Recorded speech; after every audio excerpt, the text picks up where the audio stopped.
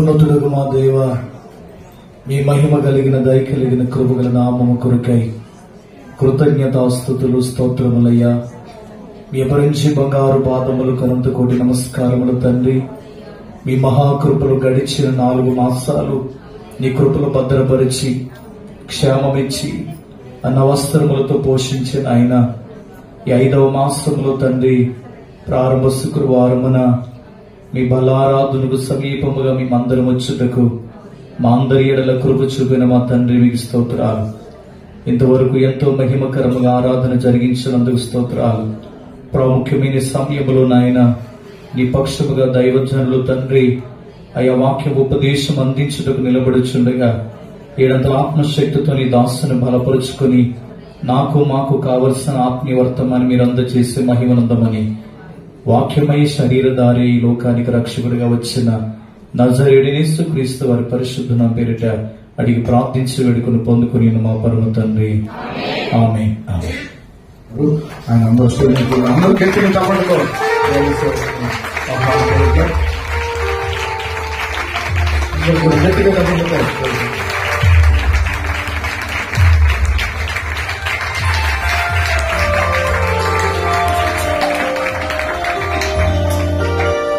స్తోత్రం.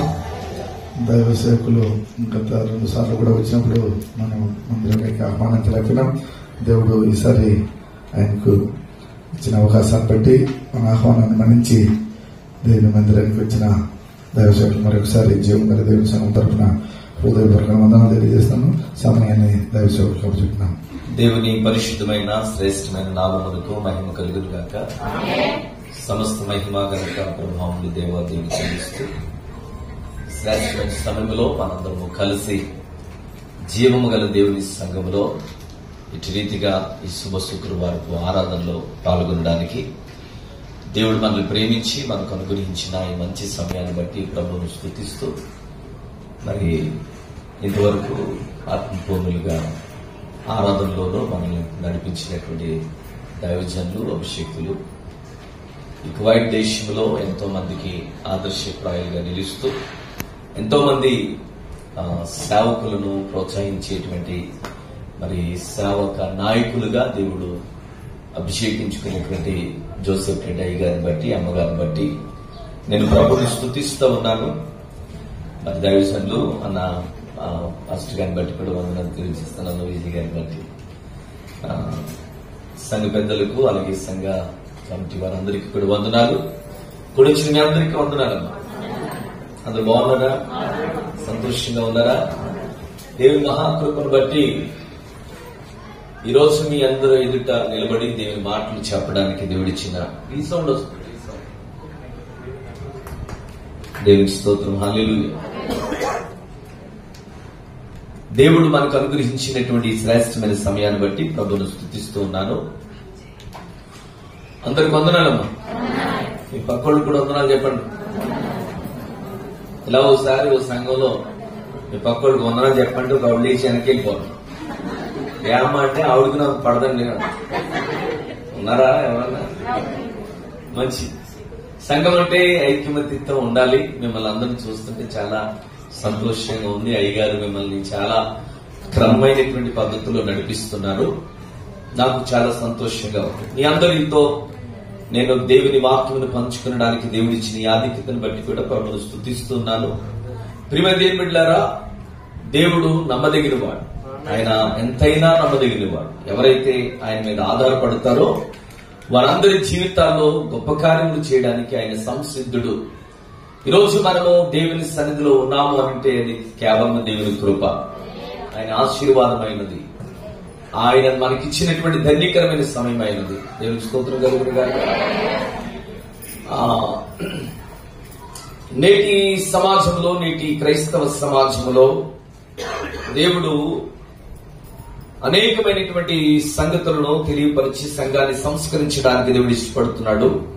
ఎందుకనంటే సంఘములోనికి లోకము చొరబడి లోకములోనిటువంటి పరిస్థితులు సంఘములోనికి వచ్చిన తర్వాత సంఘము సంస్కరించబడవలసినటువంటి అవసరతలోనికి వచ్చింది. కాబట్టి దేవుడు తన మహాకృప చేత, తన వాక్కు చేత సంఘమును సంస్కరించడానికి ఇష్టపడుతున్నాడు. దేవుని వాక్యాలు ఎందుకు అనంటే, మనందరం ఎందుకు ఈ భక్తి చేస్తున్నాము అనంటే, మనల్ని మనం సంస్కరించుకోవడానికి, బాగు చేసుకోవడానికి, బాగు చేయబడాలి. ఎందుకంటే బాగు చేయబడినది బాగుగా పనిచేస్తున్న వస్తువుకి బాగు చేయవలసిన అవసరం లేదు. చెడిపోయిన వస్తువునే బాగు చేయాలి.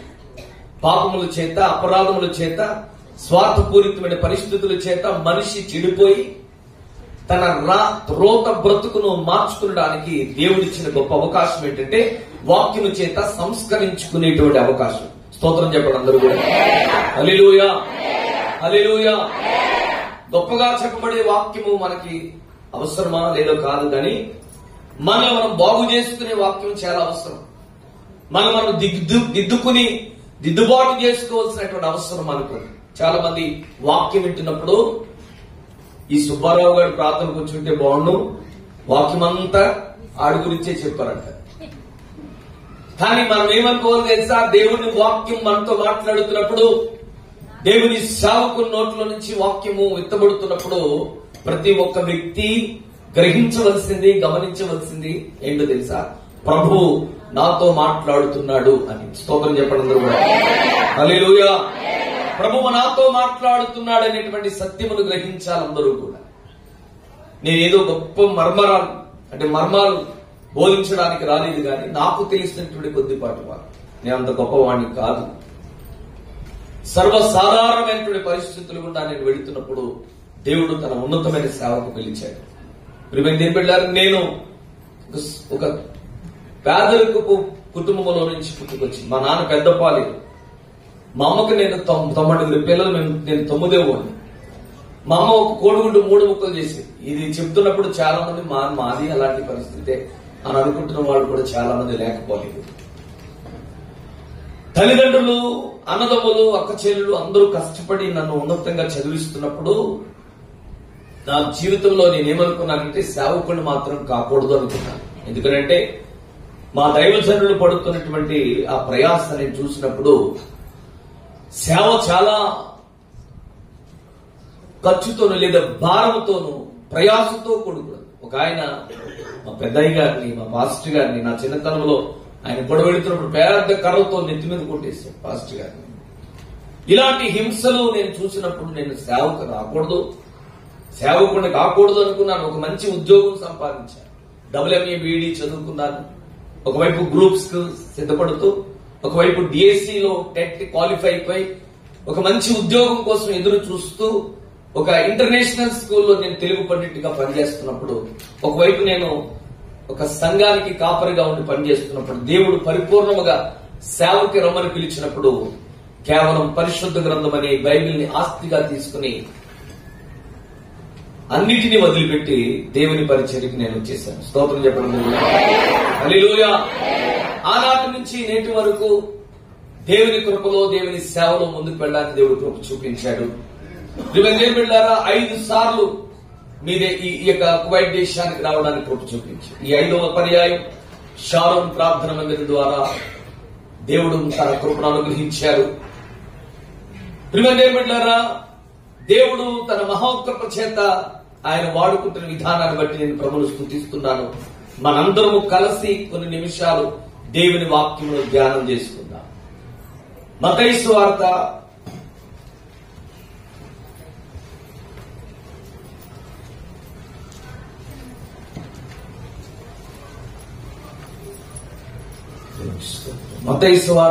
18వ అధ్యాయము 21వ వచనం నుంచి కొన్ని మాటలు చదువుకుందాం. ఆ సమయమున పేతురు ఆయన యొద్దకు వచ్చి, ప్రభువా, నా సహోదరుడు నా ఎడల తప్పిదము చేసిన ఎడల నేను ఎన్ని మారులు అతన్ని క్షమింపవలెను? 7 మారులు మట్టుగా అని అడిగాను. అందుకు యేసు అతనితో ఇట్లనెను, 7 మారులు మట్టుకే కాదు, 77 మారులు మట్టుకని నీతో చెప్పుచున్నాను. కావున పరలోక రాజ్యము తన దాసుల యొద్ద లెక్క చూచుకున కోరిన ఒక రాజును పోలి ఉన్నది. అతడు లెక్క చూచుకున మొదలు పెట్టినప్పుడు అతనికి 10,000 తలంతులు అచ్చియున్న ఒకడు అతని యొద్దకు తేబడిను. అప్పుడు తీర్చుటకు వాని యొద్ద ఏమీ లేనందున వాని యజమానుడు వాని భార్యను పిల్లలను వానికి కలిగినది యావత్తును అమ్మి అప్పు తీర్చవలనని ఆజ్ఞాపించెను. కాబట్టి ఆ దాసుడు అతని ఎదుట సాగిలిపడి మ్రొక్కి, నా ఎడల ఓర్చుకునుము, నీకు అంతయు చెల్లింతనని చెప్పగా ఆ దాసుని యజమానుడు కనికరపడి వారిని విడిచిపెట్టి వారి అప్పు క్షమించెను. అందరూ కూడా మీ చేతులు దేవుని వాక్యం మీద ఉంచండి, కళ్ళు మూసుకోనండి.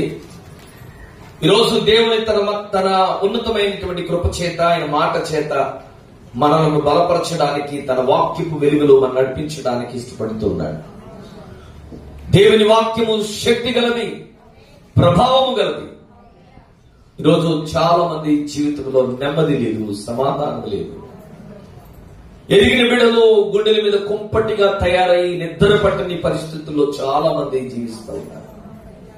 దేవా, నీ వాక్యము చేత నన్ను బలపరచునాయన, నీ వాక్యము చేత నన్ను స్థిరపరచునాయన, నీ వాక్యపు వెలుగులో నన్ను కడిగి శుద్ధీకరించునాయన. ప్రతి ఒక్కరూ మాట్లాడవలసింది, అడగవలసింది ఏంటో తెలుసా? ప్రభా, నాతో మాట్లాడండి ఆయన, నన్ను బాగు చేయండి ప్రభు, నన్ను సరిచేయండి నాయన, నన్ను దిద్దండి నాయన, నా అతిక్రమములు క్షమించండి నాయన. ప్రతి ఒక్కరూ ప్రభుని అడుగుదాం, ప్రభుని అడుగుదాం.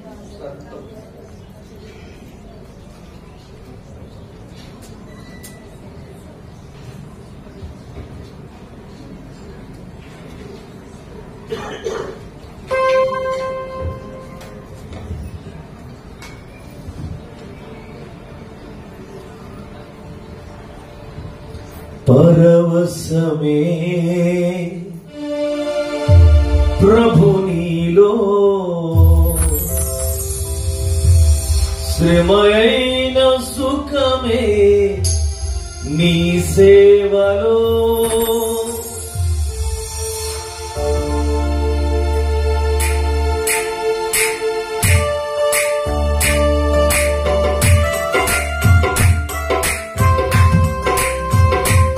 అందరూ ప్రార్థనలోనే ఉండండి.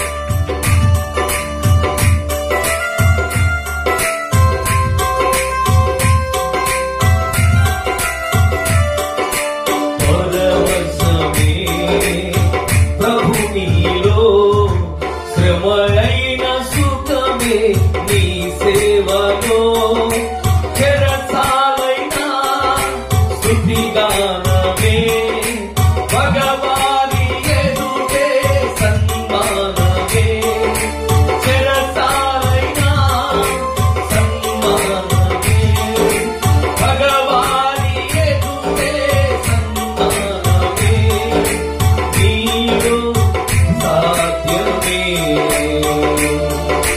నీలో సాధ్యమే. పరవశమే ప్రభు నీలో, శ్రమయైన సుఖమే నీ సేవలో.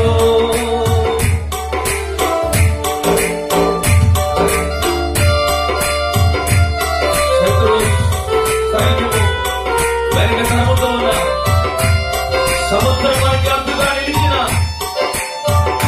ఆయన ఎర్ర సముద్రమును పాయలు చేసిన దేవుడు, తన ప్రతికూలమైన పరిస్థితి నుంచి విడిపించగలిగిన సమర్థుడు, శక్తివంతుడు ఆయన.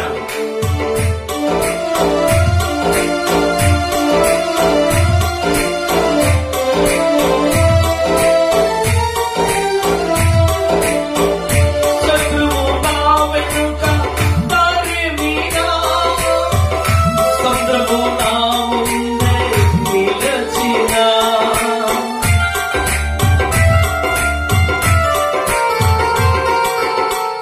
శత్రువు నా వెనుక తరిమినా, సముద్రము నా ముందే నిలచినా.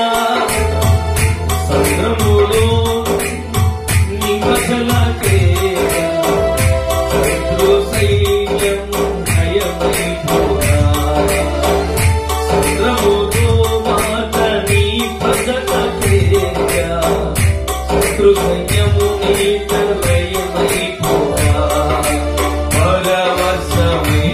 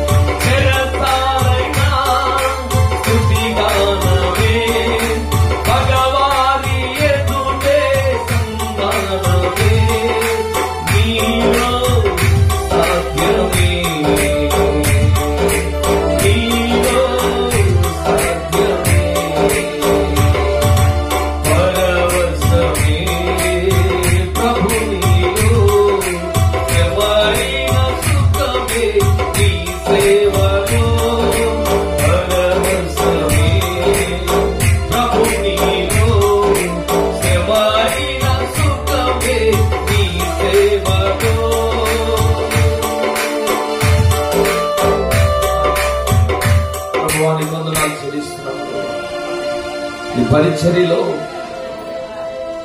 నీ విశ్వాస ప్రయాణంలో ప్రభువా మేము కొనసాగుతున్నప్పుడు మాకు ఎదురవుతున్న ప్రతికూలమైన పరిస్థితుల నుంచి విడిపించగలే. నీ వాక్యం ద్వారా మాతో మాట్లాడి మమ్మల్ని బలపరచగలే. నీ శక్తి చేత మమ్మల్ని స్థిరపరచమని యేసు నామములో ప్రార్థించి అడుగుచున్నాము తండ్రి. ఆమేన్. ప్రియమైన దేవుని బిడ్డలారా, మనం చదువుకున్నటువంటి వాక్య లేఖనము మత్తయి సువార్తలో నుంచి చదువుకున్నాం. యేసుక్రీస్తు ప్రభువు వారికి ఉన్నటువంటి 12 మంది శిష్యుల్లో మత్తయి కొంచెం చదువుకున్నటువంటి వాడు, ఉద్యోగం చేస్తూ తన జీవితాన్ని ముందుకు నెట్టుకుంటూ వెళుతున్న వ్యక్తి. ఆ సుంకపు మెట్టు దగ్గర కూర్చుని అతని దగ్గరికి వస్తున్నటువంటి ట్యాక్స్ ని కలెక్ట్ చేసుకుని ఒక మంచి ఉద్యోగం, మంచి జీవితం, మంచి జీతం, మంచి పరిస్థితుల గుండా ప్రయాణం చేస్తున్నాడు గాని తన జీవితంలో నెమ్మది లేదు, తన కుటుంబంలో సమాధానం లేదు. విచారకరమైన పరిస్థితుల గుండా ప్రయాణం చేస్తున్నప్పుడు ఒకసారి సుంకపు మెట్టు గుండా యేసు ప్రభువు వారు వెళుతున్నప్పుడు ఈ మత్తయిని యేసు ప్రభు వారు చూస్తున్నారు. యేసు ప్రభుని మత్తయి చూస్తున్నాడు. మత్తయిని యేసు ప్రభు చూస్తున్నప్పుడు మత్తయిలో వేదన, నెమ్మది లేని పరిస్థితి, మత్తయిలో నిరాశ కనబడుతున్నటువంటి పరిస్థితుల్లో యేసయ్య మత్తయి వైపు చూడగానే, మత్తయి యేసు వైపు చూడగానే మత్తయికి యేసు ప్రభులో నెమ్మది కనబడింది, సమాధానం కనబడింది, సంతోషం కనబడింది. తనకున్న ఆస్తి కంటే, తనకున్న ఉద్యోగము కంటే, తనకున్నటువంటి పరపతి కంటే, తనకున్న పదవి కంటే యేసు ప్రభు మార్గము గొప్పదని తన సమస్తాలను విడిచిపెట్టి సుంకుపు మెట్టు దగ్గర నుండే యేసుక్రీస్తుని వెంబడించిన శిష్యుడు మత్తయి. హల్లెలూయా, హల్లెలూయా. ప్రియమైన దేవుని బిడ్డలారా, యేసుక్రీస్తుని వెంబడిస్తున్నప్పుడు కొన్ని విడిచిపెట్టవలసిన అవసరం ఎంతైనా ఉందా లేదా? యేసయ్యను వెంబడిస్తున్నాము, యేసయ్య బిడ్డలుగా మనం పిలువబడుతున్నాము, దేవుని బిడ్డలుగా మనము చలామణి అయిపోతున్నాము. కానీ మన జీవితాల్లో కొన్ని వదులుకోలేకపోతున్నాము. అవి అబద్ధాలే కావచ్చు, స్వార్థపూరితమైన పరిస్థితులే కావచ్చు, కక్షలే కావచ్చు, అసూయ ద్వేషాలే కావచ్చు. దేవుని దగ్గరికి వచ్చిన తర్వాత తప్పనిసరిగా మనము కొన్ని విషయాలను విసర్జించాలి, విడిచిపెట్టాలి. ఆమె చెప్పండి అందరూ కూడా. ఇప్పుడు ఈ మత్తయి రాసినటువంటి ఈ సువార్తల్లో చాలా అమూల్యమైన సంగతులను మత్తయి పొందుపరిచాడు. మిగిలిన సువార్తలన్నీ ఒకవైపు అయితే మత్తయి సువార్తలో యేసుక్రీస్తు ప్రభుల వారు తన సువార్త ప్రయాణంలో యేసుక్రీస్తు ప్రభుల వారు ఈ యొక్క సువార్తలో పరలోక రాజ్యపు ఆనవాళ్లను, పరలోకపు రాజ్యపు ఆశీర్వాదాలను మనిషి ఎలా అందిపుచ్చుకోగలడో చాలా సవివరంగా ఈ యొక్క సువార్తలో పొందుపరిచాడు. స్తోత్రం చెప్పండి అందరూ. హల్లెలూయా, హల్లెలూయా. అయ్యగారు నాతో మాట్లాడుతూ మాకు ప్రభు వల్ల ఆరాధన ఉంటుంది అని విషయాన్ని ప్రస్తావించినప్పుడు నిజమే, యేసుక్రీస్తు ప్రభుల వారు త్యాగానికి నిదర్శనంగా మనందరము కూడా ఈ ప్రభు వలలో పాల్గొనబోతూ ఉన్నాం. అయితే ఏమిటి మనకి ఉండవలసిన అర్హత అని మనం ఆలోచన చేస్తే ఒక మాట మనం జ్ఞాపకం చేసుకున్నాం. ఇక్కడ జరిగిన సంభవం ఏంటంటే, పేతురు యేసు ప్రభు దగ్గరికి వచ్చి, అయ్యా ప్రభువా, నా సహోదరుడు నా పక్షముగా తప్పు చేస్తే నేను ఎన్ని సార్లు అతన్ని క్షమించాలి అని పేతురు యేసు ప్రభుని అడుగుతూ ఉన్నాడు. పేతురుకి కొంచెం దుడుకు స్వభావం, కంగారు ఎక్కువ. ఇది ఒక పట్టాన ఒక అనుమానం వస్తే ఒక పట్టాన తనను తాను అదుపు చేసుకోలేడు. చాలా వేగంగా రియాక్ట్ అయ్యేటువంటి మనిషి అనమాట. అతని పేరుకు అర్థమే రెల్లు. కానీ పేతురులో యేసు ప్రభు బండలు చూశాడు. దేవునికి స్తోత్రం చెప్పండి అందరూ కూడా. హల్లెలూయా. ఎగిరిపోయే తత్వము, చంచలత్వం కలిగినటువంటి తత్వంలో యేసు ప్రభు బండ వంటి స్థిరమైన దృఢమైనటువంటి శిష్యుడును పేతురులో చూచాడు. దేవుని స్తోత్రం చెప్పండి అందరూ కూడా. అది దేవుని చూపుకి మనిషి చూపుకి తేడాదే. దేవుని చూపుకి మనుషుల చూపుకి తేడాదే.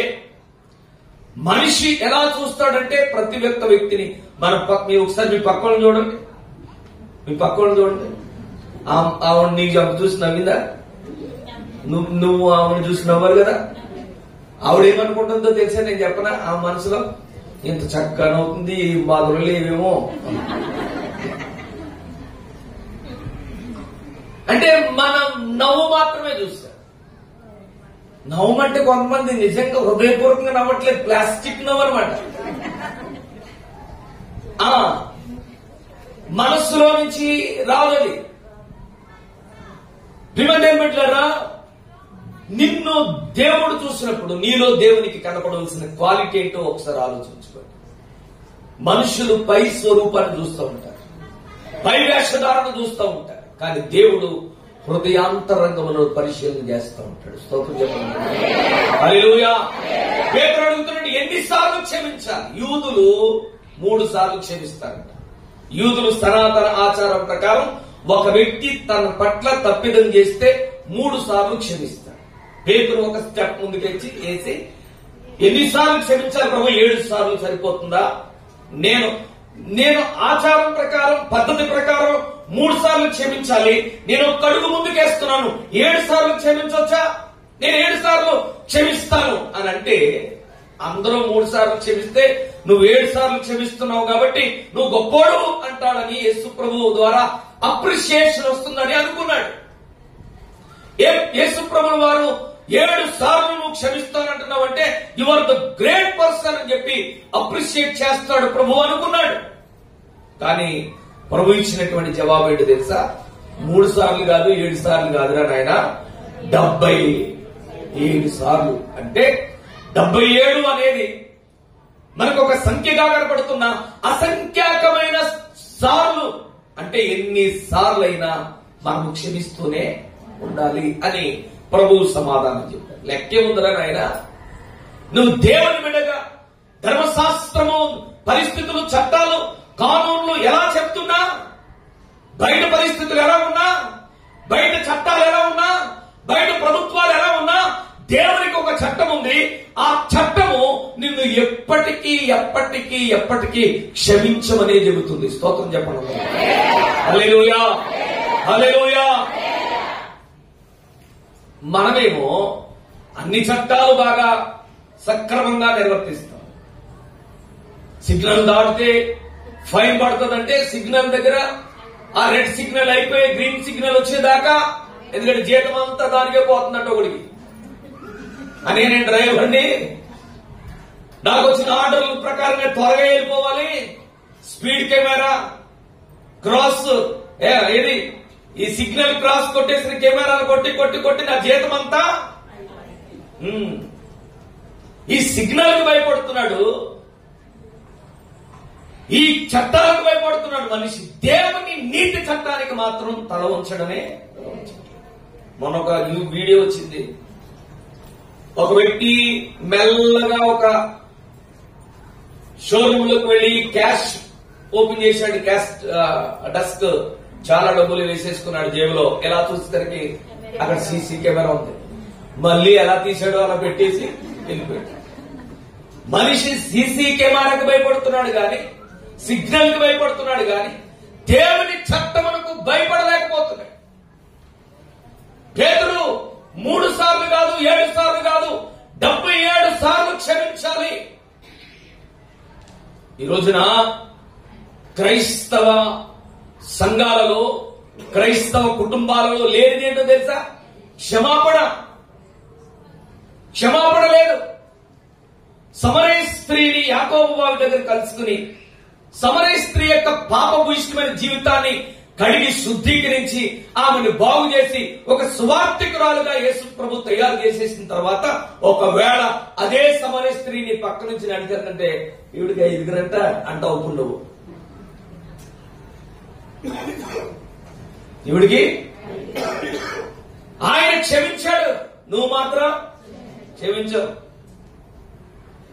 ప్రియదేవులారా, దేవుని సన్నిధికి వస్తున్న మనము దేవుని సన్నిధిలో దేవుని కృపను దేవుని ఆశీర్వాదాన్ని పొందుకోవాలని ఆరాటపడుతున్న మనము ఎలా పొందుకోవాలో, ఏ గుణ లక్షణాలు కలిగి ఉండాలో మనం తెలుసుకోకపోతే, గ్రహించలేకపోతే, భక్తిని మనం సాధకముగా ప్రాక్టీస్ చేయలేకపోతే, ఇదిగో నిన్న వారమంతా కష్టపడి ఈ రోజు వచ్చి ఇంత ప్రయాసపడి దేవుని స్తుతిస్తున్నారే, దాని ప్రతిఫలము దగ్గరే. క్షమాపణ. యేసుక్రీస్తు ప్రభువు వారి వ్యక్తిత్వంలో అనేకమైన అమూల్యమైనటువంటి గుణ లక్షణాలలో ఆయనకున్నటువంటి గొప్ప లక్షణం ఏంటో తెలుసా? క్షమించే గుణం. స్తోత్రం చెప్పడం అందరూ కూడా హల్లెలూయా. కింద నుంచి గొలుగతా కొండపై దాకా కొరడాలతో కొట్టి, ఆ కొరడాలతో కొడుతున్నప్పుడు చర్మం చీల్చబడి, మొలకెరటం పెట్టి, పిడిగుద్దులు గుద్ది, ఉమ్ములు వేసి, ఆకాశములకు భూమికి మధ్యలో నిలువున శిలువలో వేలాడదీస్తే ఆయన అంటాడు, మీరేం చేస్తున్నారో మీరు కనుక ప్రభువా తండ్రి వీరిని క్షమించు. నీ పక్కడు తోడు తగిలితే నువ్వు ఎలా రియాక్ట్ అవుతున్నావు? ఎంత పౌరుషంగా రియాక్ట్ అవుతున్నాను? క్షమించే గుణం ఉందా నీకు?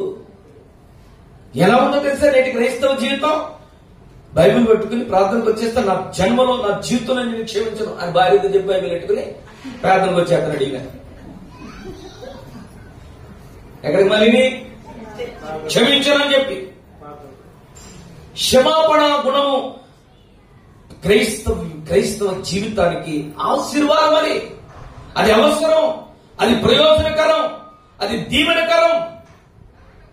ఎన్నిసార్లు క్షమించాలి ప్రభువా? 3 సార్లు క్షమించమని కాలం చెప్తుంది కదా. నేను 7 సార్లు క్షమిస్తానంటే యేసయ్య అన్నాడు, నాన్న 7 సార్లు కాదురా 77 సార్లు క్షమించాను అని చెబుతూ, పరలోక రాజ్యము కావున పరలోక రాజ్యము తన దాసుల యొక్క లెక్క చూచుకొని కోరిన ఒక రాజును పోలి ఉన్నది. పరలోక రాజ్యపు పోలిక. Praise the lord. హల్లెలూయా. పరలోక రాజ్యము తన దాసుల లెక్క చూడడానికి వచ్చినటువంటి రాజును మనం ఇక్కడ గమనించవలసింది ఏంటో తెలుసా? మనం అండర్లైన్ చేసుకోవాల్సింది ఏంటో తెలుసా? మనము లెక్క అప్పగించాలి. ఏం చేయాలి మనం? మనం ఏం చేయాలి? మనము లెక్క చెప్పండి. మీ పక్కన చెప్పి మనం లెక్క అప్పచెప్పాలని. ఈ విషయం ఎప్పుడో మర్చిపోయింది ఈ క్రైస్తవ సమాజం. నీ మాటలకు లెక్క అప్పచెప్పాలి తెలుసా నీకు? నీ మాటలకు లెక్క చెప్పాలి తెలుసా నీకు? నీకు స్వరం ఇచ్చాడు కదా దేవుడు. నా నోరు నా ఇష్టమని మాట్లాడేస్తున్నావు కదా, నీ ఇష్టానుసారంగా మాట్లాడుతున్నావు కదా. నోరు విలువ, ఈ స్వరం విలువ, ఈ మాట విలువ మాటలేని వాళ్ళకి తెలుస్తుంది. దేవుడి స్వరం ఇచ్చాడు కదా, నీ ఇష్టానుసారంగా మాట్లాడుతున్నావు కదా, నీ మాటలకు అడ్డు అదుపు ఏమీ లేదు కదా. కాబట్టి నువ్వు గమనించవలసింది ఒక డేంజర్ బెల్స్ ఏంటో తెలుసా? నీ ప్రతి మాటకు లెక్క చెప్పాలి. నువ్వు లోకంలో ఉంటే ఎవరికి లెక్క చెప్పక్కర్లేదు. ఇప్పుడు బ్యాంక్ మేనేజర్ బ్యాంక్ లెక్క చెప్పాలా? లేకపోతే అక్కడ బ్యాంక్ బయట సెక్యూరిటీ గార్డు లెక్క చెప్పాలా? అకౌంటెంట్ ఉంటాడు బ్యాంక్ లో. పొద్దు నుంచి ఎన్ని డిపాజిట్స్ అయినాయి, ఎన్ని విత్డ్రాల్ అయినాయి, అవన్నీ తన పై అధికారికి లెక్క చెప్పవలసింది మేనేజరే.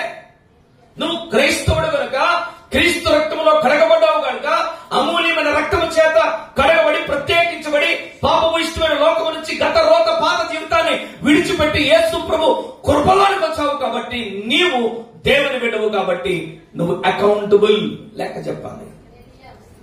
నీకు దేవుడు శక్తి ఇచ్చిన తర్వాత, దేవుడు ఆరోగ్యం ఇచ్చిన తర్వాత, నువ్వు సంపాదించే ధనంలో దేవునికి లెక్క చెప్పాలి తెలుసా? నా జీవితం నా ఇష్టమనేది కాదు. ప్రియమైన నీకు ఇచ్చిన బిడ్డలు నిన్ను నమ్మి నీ దాంపత్య జీవితంలో నీకు బిడ్డలిచ్చాడే దేవుడు, ఆ బిడ్డలను పెంచడంలో కూడా లెక్క చెప్పాలి. ఇలా మనం చూసుకుంటూ పోతే దేవునికి బోళ్ళంత లెక్క చెప్పాలి. జాగ్రత్తగా ఉండాలి ప్రతి విషయంలోనూ కూడా. మనం చూసే చూపుకి, మనం నడిచే నడకకి, మనం చేసే ప్రతి పనికి కూడా లెక్క చెప్పాలి. చూడండి, ఒక కీర్తన చదువుకుందాం.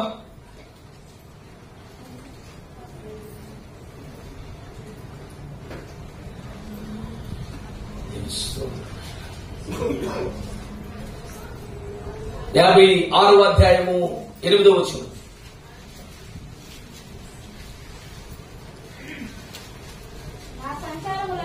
నా సంచారములను నీవు లెక్కించి ఉన్నావు, నా కన్నీళ్లు నీ బుడ్డిలో ఉంచబడి ఉన్నవి, అవి నీ కవిలలో కనబడును కదా.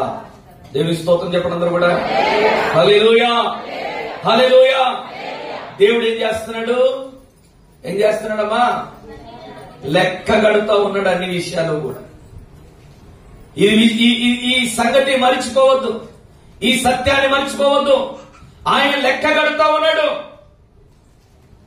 ఆ పరిణామ క్రమములో ఒక ఉపమానం ఇక్కడ చెప్పబడుతుంది. అతడు అదే ఈ మత్తయి సువార్త, అతడు లెక్క చూచుకొని మొదలు పెట్టినప్పుడు అతనికి 10,000 తలాంతులు అచ్చి ఉన్న ఒకడు అతని యుద్ధకు తేబడు. 10,000 తలాంతులు ఒకడు అప్పున్నాడు ఆ యజమానుడికి. ఆ రాజుగారికి ఒక వ్యక్తి 10,000 తలాంతులు అప్పున్నాడు. 10,000 తలాంతులు. ఇప్పుడు ఒకవేళ మనం ఈ దేశంలో ఉన్నాం కాబట్టి 10,000 కేడీలు అనుకుందాం. 10,000 దినార్లు అంటే 10,000 దినార్లు. మరి మోనేటి సీని గారు ఉన్నారు, బాగా లెక్కలు కడతారు. ఎంత అవుతుంది అంటారు? 10,000 దినారులు ఎంత అవుతాయి? బైబిల్ చరిత్ర, బైబిల్ చెప్పినట్టు ఒక తలాంతు అంట 3,600 రూపాయలు. ఒక తలాంతు 3,600 రూపాయలు అయితే 10,000 తలాంతులు సుమారు చాలా కోట్ల రూపాయలు అన్నమాట. అంటే చాలా కోట్ల రూపాయలు. ఫర్ ఎగ్జాంపుల్ ఒక 10 కోట్ల రూపాయలు అనుకుందాం. ఎంత? 10 కోట్ల రూపాయలు. ఒక రాజుగారికి ఒక దాసుడు 10,000 తలాంతులు అప్పు ఉన్నాడు. ఇప్పుడు ఈ అప్పు తీర్చడానికి వాడి దగ్గర ఏమీ లేదు. వాడిని ఈడ్చుకొచ్చారు రాజుగారి దగ్గరికి. ఎరాబాయ్, అప్పు తీసుకున్నాడు, కట్టవే అంటే ఏమంటున్నాడు వాడు? అయ్యా, అప్పు తీర్చుటకు వాని యొద్ద ఏమీ లేనందున వాని యజమానుడు వానిని వాని భార్యను పిల్లలను వాని కలిగిన యావత్తును అమ్మి అప్పు తీర్చుకున్నాడు. భార్యని పిల్లల్ని యావదాస్తిని అమ్మి అప్పు తీర్చున్నావు అని అనగానే కాబట్టి ఆ దాసుడు అతని ఎదుట సాగిలపడి మొక్కి, నా ఎడల ఓర్చుకోవడము, నీకు అంతయో చెల్లింతాను, నేను అంతా ఇచ్చేస్తాను. అయ్యా, ఒక్క అవకాశం ఇవ్వండి, దయచేసి ఒక్క అవకాశం ఇవ్వండి అయ్యా, నేనంతా చెల్లిస్తాను, ఎట్టి పరిస్థితుల్లో నేను ఎగ్గొట్టును, నేను చెల్లిస్తాను అని సాగిలపడి ఆ రాజుగారిని అడగడంతో ఆ దాసుని యజమానుడు కనికర్రపడి, స్తోత్రం చెప్పండి అందరూ కూడా, కనికర్రపడి వారిని విడిచిపెట్టి ఎన్ని 10 కోట్ల రూపాయల అప్పు కొట్టేశాడండి. చెప్పబడుతున్నారు. హల్లెలూయా, హల్లెలూయా. ఒకవేళ ఇక్కడ ఉండి చాలా వేల లక్షల రూపాయలు అప్పైపోయి తీర్చలేని పరిస్థితుల్లో కనుక ఉంటే ఈరోజు చిన్న ప్రార్థన చేయి, దేవుని విశ్వాసం ఉంచు. ఒకవేళ ఆ యజమానుడు నీ అప్పు కొట్టి వేసేటట్టుగా దేవుడు చేస్తాడు. స్తోత్రం చెప్పండి కూడా. హల్లెలూయా, హల్లెలూయా. సాగిలపడ్డాడు, బ్రతిమలాడుకున్నాడు. అయ్యో, ఒక్క అవకాశం ఇవ్వండి అంటే మొత్తం అప్పు మొత్తం క్షమించేశాడు. చాలా సంతోషంతో వాడి ఇంటికి వచ్చేస్తుంటే వాడికి ఇంకొక వ్యక్తి కనబడ్డాడు. అంటే ఎలా అంటే, ఇప్పుడు ఈ వ్యక్తికి ఈ రాజుగారు క్షమాపణ దొరికింది, సంతోషంగా వచ్చేస్తున్నాడు. అతని పేరు రాజు అనుకుందాం. అతని పేరేంటి? రాజు. రాజు రాజు రాజు అంటే మళ్ళీ రాజు రాజు ఒకటి అయిపోతారు. ఎవరి పేరని చెప్తామంటే ఒకళ్ళు ఎవరిని ఉంటే ఇబ్బంది పడతారు. రవి అనుకుందాం. రవి అనేటువంటి వ్యక్తి యొక్క అప్పుని రాజుగారు చెల్లించేశారు. ఈ రవి అనే వ్యక్తి చాలా సంతోషంగా వెళ్ళిపోతున్నాడు. అతనికి మధు అనే వ్యక్తి కనబడ్డాడు. ఈ రవి అనే వ్యక్తికి కోట్ల రూపాయల అప్పు కొట్టివేయబడింది. అతనికి మధు అనే వ్యక్తి కనబడ్డాడు. ఆ మధు అనే వ్యక్తి ఈ రవి అనే వ్యక్తికి 100 దేనారములు అప్పున్నాడు. 100 దేనారములు 100 కేడీలు ఎంత ఉంటుంది? 100 దేనారములు అంటే ఒక దేనారం వచ్చి 50 పైసలు అక్కడ ఉన్నటువంటి లెక్క ప్రకారం. అంటే మనం ఎంత లెక్కేసుకున్నా ఒక 25,000 రూపాయలు అప్పున్నాడు. ఇప్పుడు ఈ రాజు ఈ రవి అనేవాడు తన యజమానుడు ఈ రవికి కోట్ల రూపాయలు అప్పు కొట్టేశాడు. ఇప్పుడు ఈ మధు అన్నవాడు కాలర్ పట్టుకుని నా డబ్బులు ఎప్పుడు ఇస్తావురా అని అడిగాడు. ఏమన్నాడు? నా డబ్బులు ఎప్పుడు ఇస్తావురా అని గట్టిగా పట్టుకుని అడిగితే వాడు అంటున్నాడు, చూడండి, అందుకు వాడి తోటి దాసుడు సాగిలపడి నా ఎడల ఓర్చుకొనుము, నీకు చెల్లించదనని వేడుకొనును గాని వాడు ఒప్పుకొనక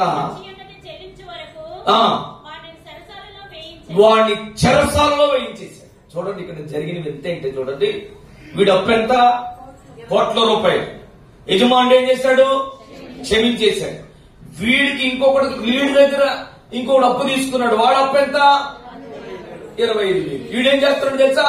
కాలర్ పట్టుకున్నాడు, గట్టిగా అవమానించాడు, రకరకాలుగా తీవ్రంగా విభేదించాడు. ఆ వ్యక్తి అన్నాడయ్యా ఓర్చుకో.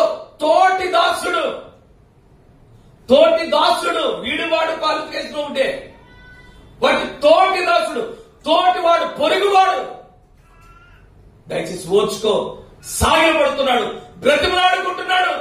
కానీ పోలీసులు పిలిపించి ఈ వ్యక్తి అతన్ని జైల్లో పెట్టించేశాడు.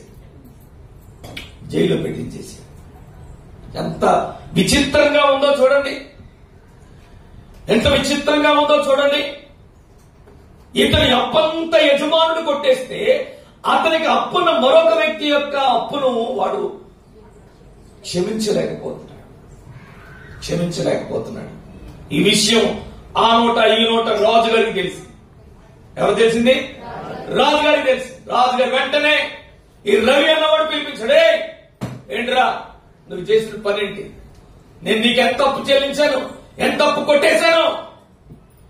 నీ దగ్గరున్న నీ తోటి వాడి యొక్క అప్పు నువ్వు తీర్చలేకపోతున్నావా, క్షమించలేకపోతున్నావా? కాబట్టి వీడిని చెరసాలలో చూడండి నాకు మాట్లాడండి. అప్పుడు వాని యజమానుడు వాడిని పిలిపించి, చెడ్డదాసుడా, నీవు నన్ను వేడుకొంటివి గనుక నీ అప్పంతయు క్షమించితిని.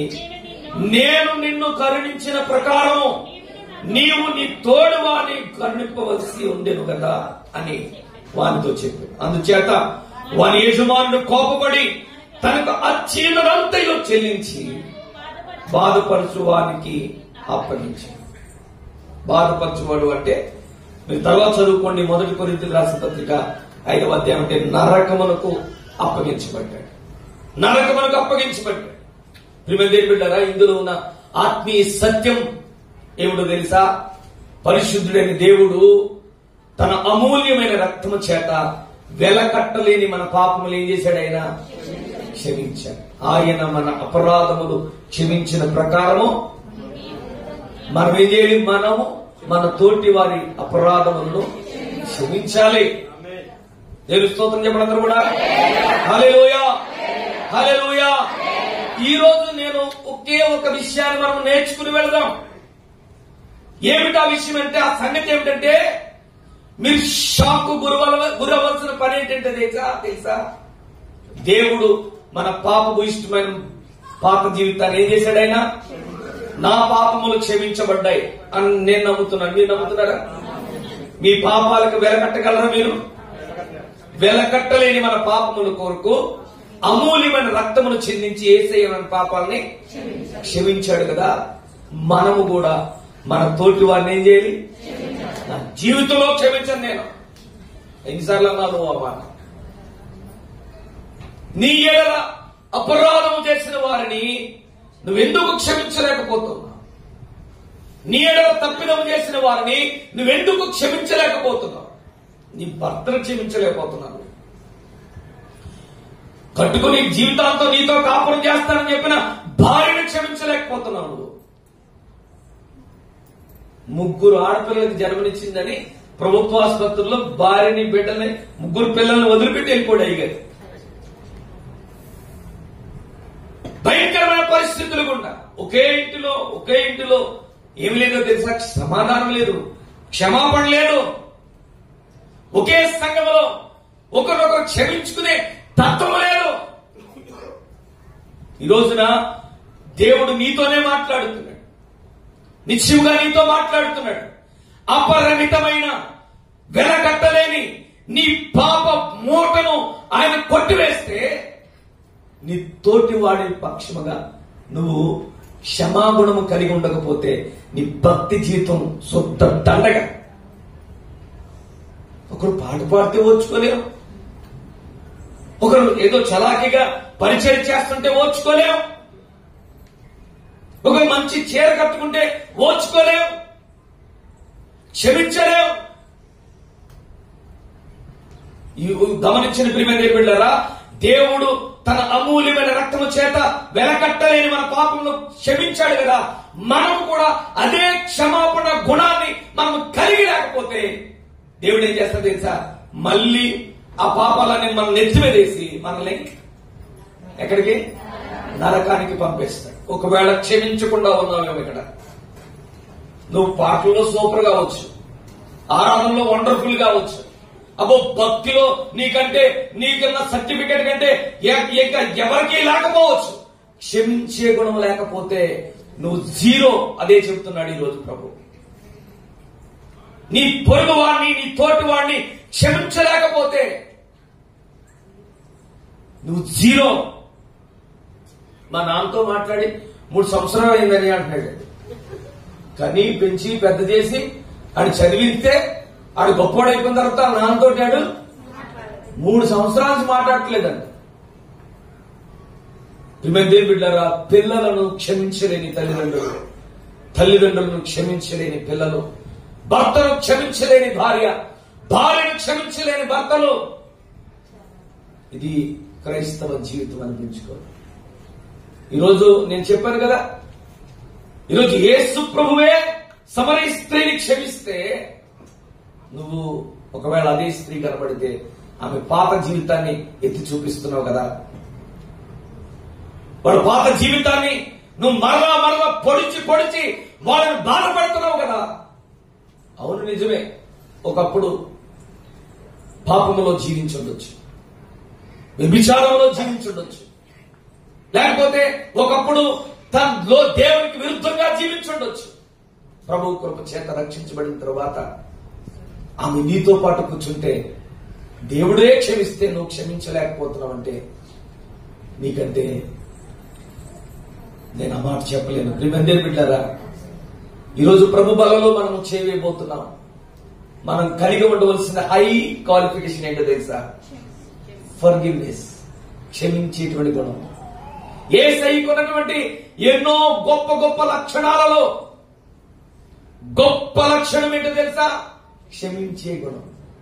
అంతెందుకండి, కలువరి శిలువలో వేలాడుతున్నప్పుడు అయ్యా నీ రాజ్యంలో నన్ను జ్ఞాపకం చేసుకో అంటే ఆయన క్షమించి దేవుని రాజ్యంలోకి తీసుకుని వెళ్ళినటువంటి గొప్ప ప్రేమ యేసయ్యది. హల్లెలూయా, హల్లెలూయా. కనికరము అనే మాటలు ఇక్కడ కనబడతా ఉన్నాయి. క్రైస్తవుడా, దేవుని బిడ్డగా చలామణి అవుతున్నటువంటి నీవు తప్పనిసరిగా ధరించుకోవాల్సినటువంటి గుణం ఏంటో తెలుసా? కనికరం అనే గుణం. చిన్ని నా వద్దకు శ్రీయేసు రక్ష. ఎవడెలా పోయినా నేను నీతిమంతుడు అన్నాడు ఒకడు. ఎలా నీతిమంతుడు అంటే నేను ఎవరికి తిన్నా, నేను ఎవరికి పెట్టినట్టు. అదేంటంట నీతిమంతుడు. క్రైస్తవ కానూన్, దేవుని చట్టం అది కాదు. నీకు 2 అంగీలు ఉంటే ఒకటి మా తల్లి మాసిపోయి చిరిగిపోయి చీపట్టి ఎదురుకున్నాడు అమ్మా అన్నవాడు కూడా ఇది ఇంకా మసిపొట్టుకు ఉపయోగపడుతుందని. ఇది కాదు క్రైస్తవ తత్వము, అది కాదు క్రైస్తవ జీవితం. కనికరం అనే లక్షణం. నువ్వు ఈ సామాజిక స్పృహ, సంఘము పట్ల స్పృహ, నీతో పాటు దేవుని సన్నిధికి వస్తున్న నీ తోటి విశ్వాసి పట్ల ఒక బాధ్యత దేవుడు నీకు ఇచ్చాడు. ఎప్పుడన్నా నీ పక్కన కూర్చున్నటువంటి నీ తోటి విశ్వాసి దగ్గరికి వెళ్ళి, అమ్మా నేను నీ కోసం ప్రార్థన చేస్తున్నా, నువ్వు నా కోసం ప్రార్థన చేయి. భోజనం చేసావా? నీకు ఉద్యోగం బాగానే ఉందా? నీకు జీతం బాగానే వస్తుందా? నీకేదైనా సమస్యలు ఉన్నాయా? నేను ప్రార్థన చేస్తాను నీకోసం అని ఎవరితోనైనా ప్రేమతో మాట్లాడిన అనుభవాలు మీకున్నాయా? సంఘం అంటే ఏంటో తెలుసా? ఏదో సర్దుకుని వెళ్ళిపోయేది కాదు. సహవాసంలోకి వచ్చిన తర్వాత, దేవుని సన్నిధికి వచ్చిన తర్వాత నువ్వు అందరితోనూ సంతోషంగా సమాధానపడి వెళ్ళాలి. దేవునికి స్తోత్రం చెప్పండి అందరూ కూడా. హల్లెలూయా, హల్లెలూయా, హల్లెలూయా. ఇన్ని కోట్ల రూపాయలు అప్పు చెల్లించేస్తే ఈ కనికరం పొందుకున్న వాడు తన తోడి వాడి పట్ల కనికరాన్ని చూపించలేకపోయాడు. ఈరోజు ప్రభు వాక్యం నీతో మాట్లాడుతుంది. ఒకవేళ నీ స్నేహితుడితో మాట్లాడి చాలా రోజులైపోయిందేమో, నేను క్షమించనని మూతు బిగించు కూర్చున్నావేమో. ఈరోజు ఒకవేళ ఇక్కడే ఉంటే వారిని క్షమాపణ అడిగే ప్రభు బలలో పాల్గొనండి. ఒకవేళ లేకపోతే మనసులోనే సారీగా ఈ రోజు నుంచి నీతో నేను మాట్లాడతాను. ఒక నీ భర్తతో ఏమైనా మాట్లాడకుండా నువ్వు క్షమించలేకుండా ఉన్నావేమో, నువ్వు భర్తను క్షమించు, నీ భార్యని క్షమించు, నీ బిడ్డలను క్షమించు, నీ తోటి విశ్వాసాన్ని క్షమించు. ఎన్నిసార్లు క్షమించాలి? ఎన్నిసార్లు క్షమించాలి? ఒకటా రెండా? ఎన్నిసార్లు చూడాలి?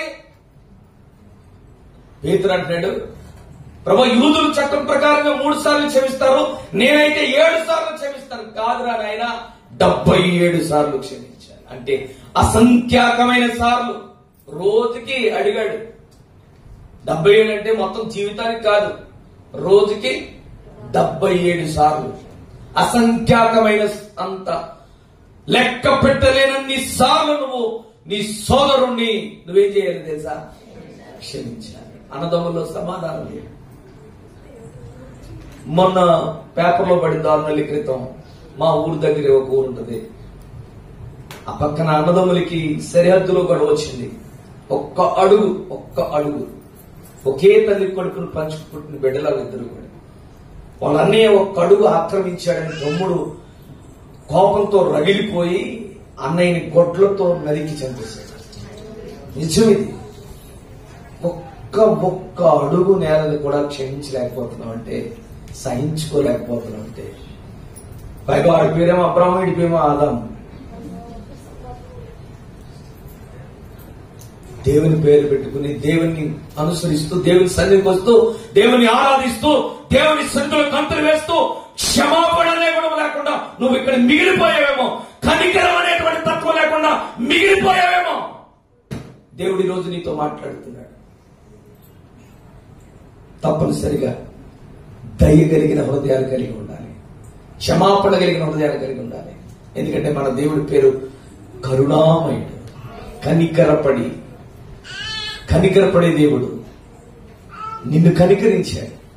ఒకవేళ ఆయన కనికరమే లేకపోతే కరోనా నువ్వు ఎలా దాటావమ్మా? దాటగలవా?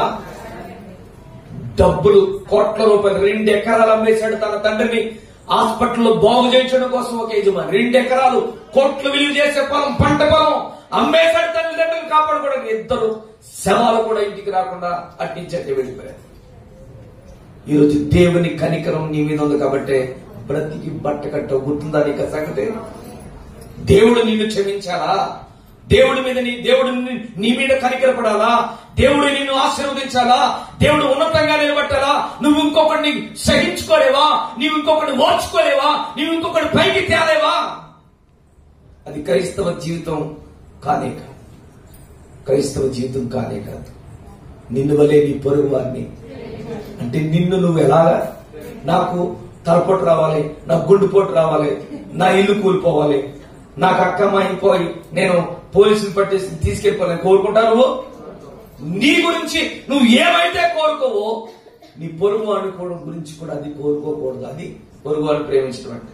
నిన్ను వలే అద్దంలో చూసుకుని నువ్వు ఎలా ప్రేమించుకుంటావో, నీ జీవితం ఎలా బాగుండాలని కోరుకుంటావో, నీ పిల్లలు ఎలా ఆశీర్వదించబడాలని కోరుకుంటావో అలా ప్రేమించడం, అలా క్షమించడం, అలా సహించడం, అలా కనికరపడడం దేవుని మనస్సు. అందుకే పౌలు అంటాడు, క్రీస్తు యేసునకు కలిగిన ఈ మనస్సు కలిగి ఉన్నారా?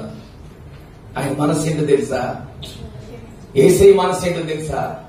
ఓర్చుకోలేని మనసు కాదది, క్షమించలేని మనసు కాదది, ప్రేమించలేని మనసు కాదది, స్వార్థపూరితమైన మనస్సు కాదని. యేసయ్య మనస్సు కనికరము కలిగిన మనస్సు, క్షమించే మనస్సు, ప్రేమించే మనస్సు. ఆ మనస్సు మనం ధరించుకుందాం. దౌర్భాగ్యపు స్వార్థపూరితమైన మనస్సులు మనం తీసి విసిరిపట్టండి.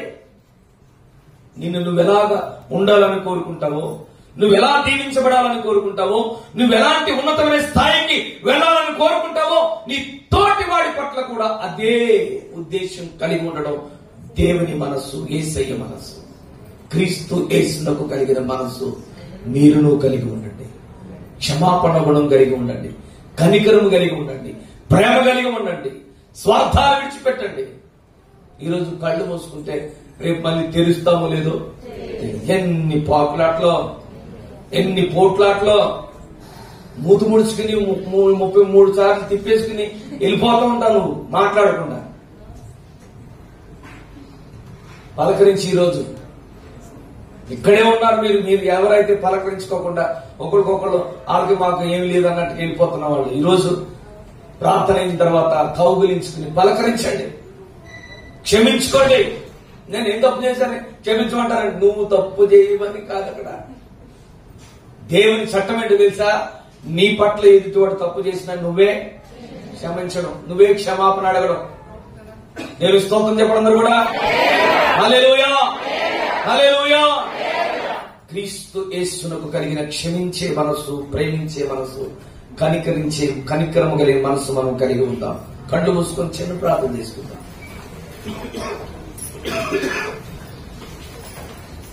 చిన్న ప్రార్థన చేసుకుందాం అందరం కూడా. ప్రభువా, నీ శరీరమునకు సాదృశ్యమైనటువంటి రొట్టెను మేము పూజించబోతా ఉన్నాం. నీ అమూల్యమైన రక్తమునకు సాదృశ్యమైన ద్రాక్షారసమును పానం చేయబోతా ఉన్నాం. మీరు మాతో మాట్లాడారు నాయన. అన్ని ఉన్నా కొన్ని క్షమించే గుణం లేకపోతే మా భక్తి వ్యర్థం ప్రభువా.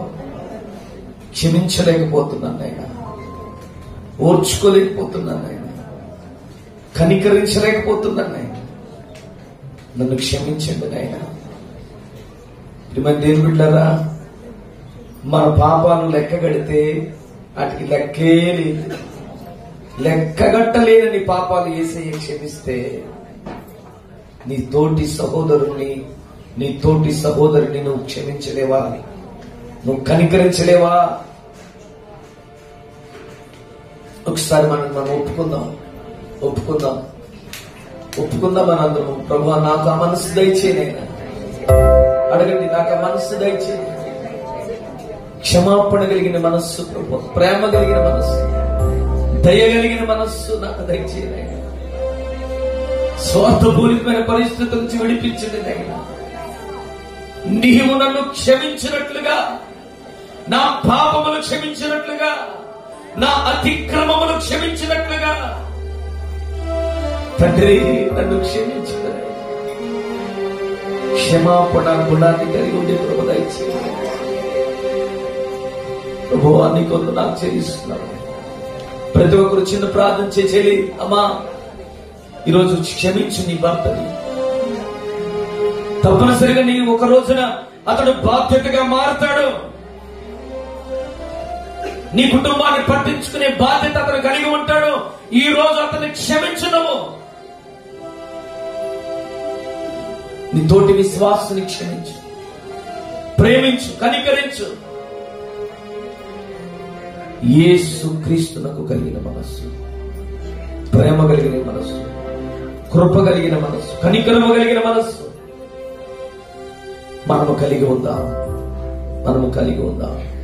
ప్రభువా, ఇది మొదలుకొని ప్రభువా, నా పాపమును క్షమించినట్లుగా నేను క్షమాపణ గుణం కలిగి ఉంటాను, కనికరము కలిగి ఉంటాను, ప్రేమ కలిగి ఉంటాను అన్నవాడు మీ కుడి హస్తాన్ని యేసయ్యకు చూపించండి. Very good, very good, good. మీరు ఒప్పుకున్నారు, చాలా సంతోషం.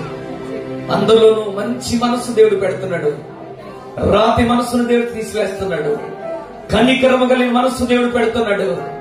Praise the lord. లేచి నిలబడండి. కుడి హస్తాలు చూపించిన వాడు మీ కొరకు ఒక ప్రత్యేకమైన ప్రార్థన నేను చేస్తా ఉన్నాను.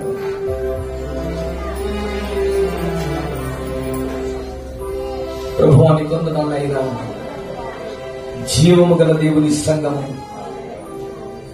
ప్రభువా నీ సంఘములోనికి బిడ్డలు తీసుకుని వచ్చినాడు. నిశ్చయముగా నాయన క్షమించే మనస్సు, కనికరము గల మనస్సు ప్రభు బిడ్డలకు దయచేయండి.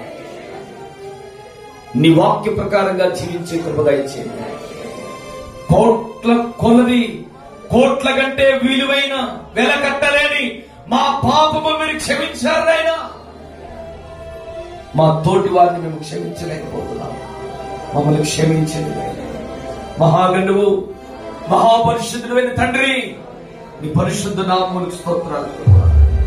వాక్య ప్రకారంగా జీవిస్తాము, వాక్య ప్రకారంగా క్షమిస్తాము, వాక్య ప్రకారంగా కనికరిస్తాము, వాక్య ప్రకారంగా ప్రేమిస్తామని ఒడంబడిక చేసుకుని బిడ్డలు బట్టి ప్రభా నీకు వందనాలు చెల్లిస్తున్నా. నీ శివగా బిడ్డలందరినీ దీవించండి ప్రభా, ఆశీర్వదించండి నాయనా. ప్రభా ఇది మొదలుకొని ప్రభా నీ ప్రేమను వారిలో స్థాపించమని ప్రార్థన చేస్తున్నా. నీ కృపను అనుగ్రహించమని ప్రార్థిస్తున్నాము. కానీ సంఘమును జ్ఞాపకం చేసుకోండి నాయనా. సంఘ సరిహద్దులు విశాలపరచండి నాయనా. జీవము గల దేవుని సంఘములో అనేక మంది జీవింపబడినట్లుగా, అనేక మంది బ్రతకబడినట్లుగా, చచ్చిన వారు అపరాధముల చేత చచ్చిన వారు జీవము పొందుకునే సంఘముగా ఈ సంఘమును ఆశీర్వదించమని ప్రార్థన చేస్తున్నాం. ఈ దాసులను ప్రభా తండ్రి దోషిగా జ్ఞాపకం చేసుకోండి ప్రభా. నీ కృప చేత నేను ఒక ఆదర్శవంతమైన నాయకునిగా ఇస్తాను నిలబెట్టుకున్నాను నాయన. వారిని, వారి పరిచయం, వారి కుటుంబాన్ని, అమ్మగారిని, పిల్లల్ని దీవించండి ప్రభా, ఆశీర్వదించండి. ఇదిగో ప్రభా మా ప్రియ సహోదరులు నాయన జయబాబు గారిని బట్టి వందనాలు చెల్లిస్తున్నాము. వారిని దీవించి వారి పరిచయాన్ని ఆశీర్వదించండి. సంఘములో ప్రభువా సహకారులను మీరు లేవనెత్తండి ప్రభువా. సంఘములో సమృద్ధి దయచేయండి. సంఘములో ప్రభువా నీ ఆత్మాభిషేకముతో ప్రచోదనించబడిన అభిషేకముల తండ్రి మీరు అనుగ్రహించబడి మన ప్రార్థన చేస్తున్నాం. యేసుక్రీస్తు వారి ప్రశస్త నామములో ప్రార్థించి అడుగుచున్నాము తండ్రి. ఆమేన్.